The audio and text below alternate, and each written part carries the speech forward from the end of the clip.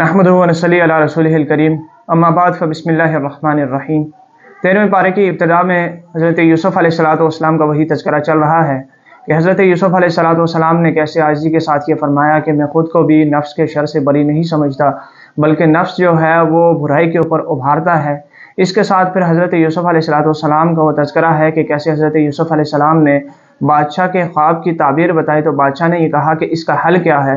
تو حضرت یوسف علیہ السلام نے جب اس قحط سالی کا حل بتایا تو بادشاہ نے کہا کہ اس کا انتظام کون کرے گا؟ تو حضرت یوسف علیہ السلام نے فرمایا کہ مجھے اگر آپ وزیر خزانہ بنا دے، خزائن کے اوپر مجھے نگران بنا دے تو میں یہ تمام حکمت عملی بنا سکتا ہوں۔ چنانچہ ایسے ہی ہوا، قحط کے زمانے میں جب باقی علاقوں سے خوراک ختم ہو گئی تو مصر کے پاس غلہ اور خوراک موجود تھی۔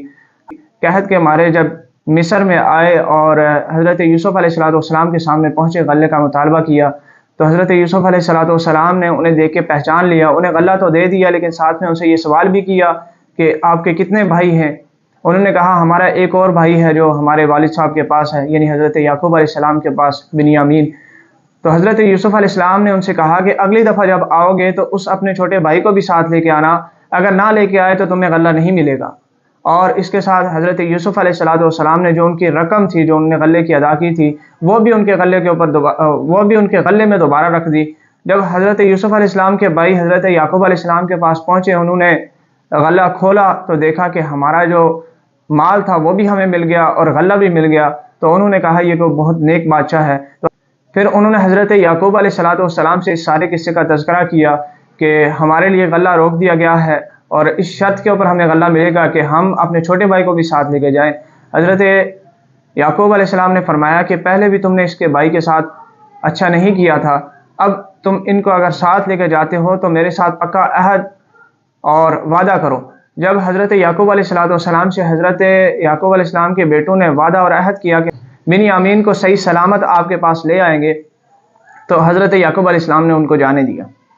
جب بنیامین حضرت یوسف علیہ السلام کے پاس گیا تو حضرت یوسف علیہ السلام نے انہیں پہچان لیا۔ حضرت یعقوب علیہ السلام کی شریعت میں یہ ہوا کرتا تھا کہ جب کوئی آدمی چوری کرتا تھا، چوری کے بدلے میں اس آدمی کو قید کر دیا جاتا تھا، اس آدمی کو روک دیا جاتا تھا۔ تو حضرت یوسف علیہ السلام نے جب اپنے بھائی بنیامین کو پہچان لیا تو انہوں نے ایک ہیلا یہ کیا کہ جب بنیامین کو جو غلہ دیا اس کے اندر ایک سا جس کے ذریعے سے وہ تقسیم کیا کرتا تھا غلہ، وہ سا بنیامین کے سامان کے اندر رکھ دیا۔ پھر ایک اعلان کرنے والے نے اعلان کیا کہ ہمارا سا گم ہو گیا ہے، ہمارا وہ پیالہ گم ہو گیا ہے جس سے ہم غلہ تقسیم کرتے تھے۔ تو حضرت یوسف علیہ السلام کے بھائیوں سے جب تلاشی لینے لگے تو انہوں نے کہا کہ اگر ہمارے پاس سے وہ غلے کا جو پیالہ ہے، وہ تقسیم کا جو پیالہ ہے وہ اگر مل گیا تو جس کے پاس سے مل جائے اسے آپ ہی رکھ لیں۔ تو جب سامان کی تلاشی لی گئی تو بنیامین کے سامان میں سے وہ سا نکلا تو حضرت یوسف علیہ السلام نے دستور کے مطابق حضرت بنیامین کو روک لیا اور پھر بنیامین کو حضرت یوسف علیہ السلام نے سارا قصہ بتایا کہ میں تمہارا ہی بھائی ہوں۔ پھر اس کے بعد جب بنیامین کو روک دیا گیا تو حضرت یوسف علیہ السلام کے جو دیگر بھائی تھے وہ پریشان ہو گئے کہ ہم نے تو والد صاحب سے یہ عہد کیا تھا، ہم بنیامین کے بغیر آپ کے پاس نہیں آئیں گے۔ جو بڑا بھائی تھا اس نے کہا میں یہی رکتا ہوں، آپ جائیں والد صاحب کو بتائیں کہ اس طرح بنیامین کو مصر کے بادشاہ نے روک دیا ہے۔ جب حضرت یعقوب علیہ السلام کو یوسف علیہ السلام کے بھائیوں نے یہ بتایا کہ آپ کے بیٹے نے چوری کی ہے اور اس چوری کے جرم میں اسے روک دیا گیا ہے تو حضرت یعقوب علیہ السلام نے فرمایا کہ یہ تم نے اپنی طرف سے ایک جھوٹ گڑھ لیا ہے، جس طرح کہ تم نے حضرت یوسف علیہ السلام کے ساتھ اس سے پہلے کیا تھا۔ ہو سکتا ہے اللہ پاک حضرت یوسف علیہ السلام اور بنیامین دونوں کو میرے پاس لے آئے۔ تیسری دفعہ جب غلہ لینے کے لیے حضرت یوسف علیہ السلام کے بھائی گئے تو حضرت یوسف علیہ السلام نے ان سے سوال کیا کہ آپ نے بنیامین کے بھائی یعنی حضرت یوسف کے ساتھ آپ نے کیا کیا؟ تو حضرت یوسف علیہ السلام نے جب یوسف کے متعلق سوال کیا تو ان کے بھائی پریشان ہو گئے اور وہ سمجھ گئے کہ شاید یہی یوسف ہیں۔ تو انہوں نے حضرت یوسف علیہ السلام سے سوال کیا کہ کیا آپ ہی یوسف ہیں؟ تو حضرت یوسف علیہ السلام نے بتا دیا کہ میں ہی یوسف۔ پھر حضرت یوسف علیہ السلام نے اپنے بھائیوں سے کہا کہ جائیں اور میرے خاندان، میرے والدین کو یہاں لے کر آئیں، اور اپنی ایک قمیص بھی دی کہ یہ لے جائیں اور جب یہ میرے والد کی آنکھوں پہ ڈالیں گے تو ان کی بینائی جو یوسف علیہ السلام سے جدائی کے غم میں رو رو کے چلی گئی تھی وہ دوبارہ آ جائے گی۔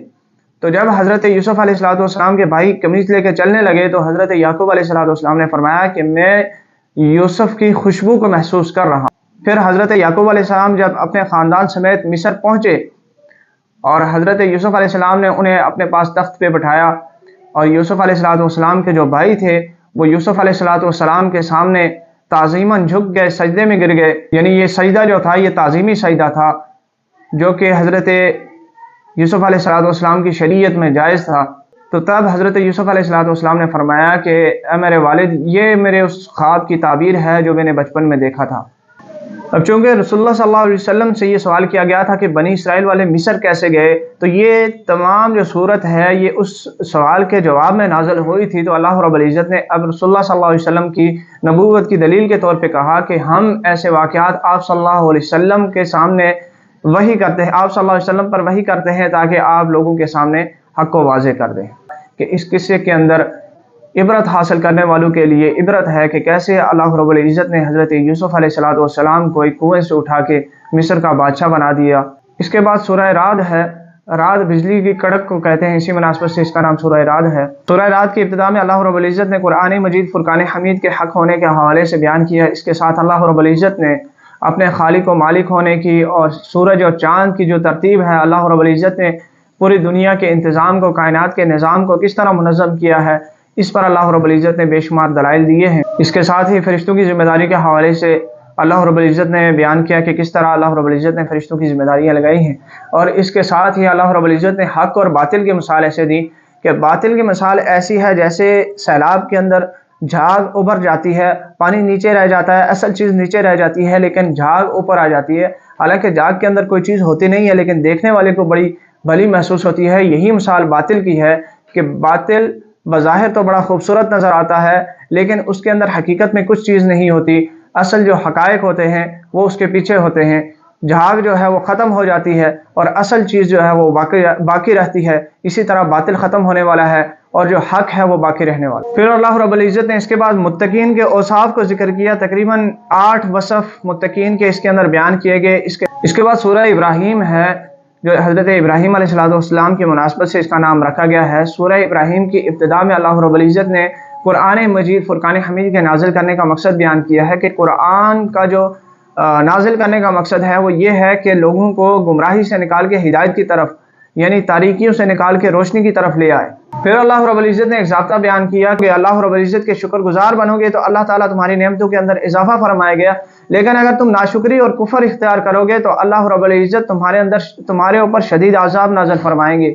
اس کے ساتھ ہی اللہ رب العزت نے کلمہ حبیثہ اور کلمہ طیبہ کی مثال پیش کی کہ کلمہ طیبہ کی مثال اس مبارک درخت جیسی ہے کہ جس کی جڑیں مضبوط ہیں، جو لوگوں کے لیے نفع بخش ہے، جبکہ کلمہ خبیثہ کی مثال ان جھاڑیوں جیسی ہے جو زمین کے اوپر اگ جاتی ہیں، جن کا زمین کے ساتھ کوئی تعلق برقرار نہیں ہوتا، جن کے اندر کوئی قوت طاقت نہیں ہوتی. پھر حضرت ابراہیم علیہ السلام کی دعا کا تذکرہ ہے کہ جو انہوں نے مکہ کے حوالے سے کی کہ اس شہر کو امن والا شہر بنا اور مجھے اور میری اولاد کو شرک سے محفوظ رکھ. تو اللہ رب العزت نے ان کی اس دعا کو قبول فرمایا.